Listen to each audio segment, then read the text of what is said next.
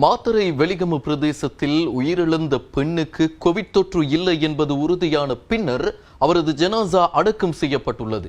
குறித்த பெண் நீண்ட நாள் நோய்வாய்ப்பட்டிருந்த நிலையில் உயிரிழந்ததாகவும் இதனை கோவிட் மரணம் என்ற தோற்றத்தை ஏற்படுத்தி சடலத்தை தகனம் செய்ய எடுக்கப்பட்ட முயற்சி பெரும் போராட்டத்திற்கு பின் தடுத்து நிறுத்தப்பட்டதாகவும் வெலிகம நகரசபை தலைவர் ரொஹான் ஜெயவிக்ரம யூடிவிக்கு தெரிவித்தார். மாத்தறை வெலிகம பிரதேசத்தில் நீண்ட நாள் நோய்வாய்ப்பட்டிருந்த பெண் ஒருவர் உயிரிழந்த நிலையில் அவரது உடலை அடக்கம் செய்ய உறவினர்கள் ஏற்பாடு செய்திருந்தனர். எனினும் குறித்த பெண் கோவிட் தொற்றினால் உயிரிழந்துள்ளதாக தெரிவித்து சடலத்தை எரிக்க சிலர் முயற்சித்ததாகவும் இனவாத ரீதியாக இவ்வாறான சந்தர்ப்பங்களை பயன்படுத்த சிலர் முயற்சித்ததாகவும் வெலிகம நகரசபை தலைவர் ரெஹான் ஜெயவிக்ரம குற்றம் சாட்டினார். வெலிகமையில் நேற்று நடந்த சம்பவம் குறித்து யூடிவி செய்தி பிரிவுக்கு விளக்கமளித்த நகரசபை தலைவர் ரெஹான் ஜெயவிக்ரம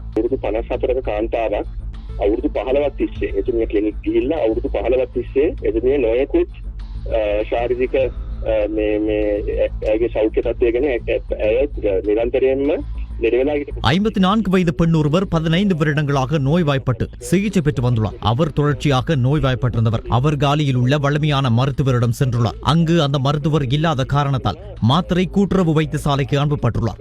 அங்கு சென்றபோது மருத்துவர் எவ்வித பரிசோதனையும் செய்யாது கண்களால் பார்த்து உங்களுக்கு கோவிட் இருக்கும், அதனால் வைத்தியசாலையில் அனுமதி பெற்று சிகிச்சை பெறுமாறு குறித்த மருத்துவர் கூறியுள்ளார். இனவாதத்தை தூண்டும் தொலைக்காட்சிகளின் நடத்தையால் கோவிட் தொற்றுள்ளவர்கள் கூட வெளியில் முகம் காட்ட அஞ்சுகின்றனர். இவ்வாறுதான் குறித்த பெண்ணும் பயத்தில் வீட்டுக்கு சென்றுள்ளார். எனினும் அவர் செல்லும் வழியில் உயிரிழந்து விட்டார். இதன் பின்னர் அங்கு சென்ற நகரசபையின் பொது சுகாதார அதிகாரிகள் பரிசோதனை நடத்திவிட்டு இவர் முஸ்லிம் பெண் என்பதால் இவரது உடலை அடக்கம் செய்ய முடியும் என கூறியுள்ளனர். எனினும் ஆளும் கட்சி உறுப்பினர் ஒருவர் போலீசாரை அந்த இடத்துக்கு வரவழைத்து குறித்த பெண்ணுக்கு கோவிட் தொற்று இருப்பதை போன்ற தோற்றத்தை ஏற்படுத்த முயற்சித்துள்ளார். இதன்போது குறித்த பெண்ணின் இறுதி கிரியையை நடத்தாது மேலதிக விசாரணைக்காக உடலை மாத்திரை வைத்தியசாலைக்கு எடுத்துச் செல்லுமாறு போலீசார் குடும்ப உறுப்பினர்களுக்கு உத்தரவிட்டுள்ளனர். இதன்போது குறித்த பெண்ணின் சடலத்தை தகனம் செய்ய முயற்சித்ததாக எனக்கு தகவல் கிடைத்தது. எனினும் இவ்வாறான முடிவை எடுப்பதற்கு முன்னர் இந்த பெண்ணுக்கு கோவிட் தொற்று உள்ளதா என பரிசோதனை செய்யுமாறு வைத்திய அதிகாரிகளுக்கு நான் அறிவித்தேன். அதன் பின்னர் பரிசோதனை செய்யப்பட்டு இன்று காலை அந்த பெண்ணுக்கு கோவிட் தொற்று இல்லை என்பது உறுதியானது.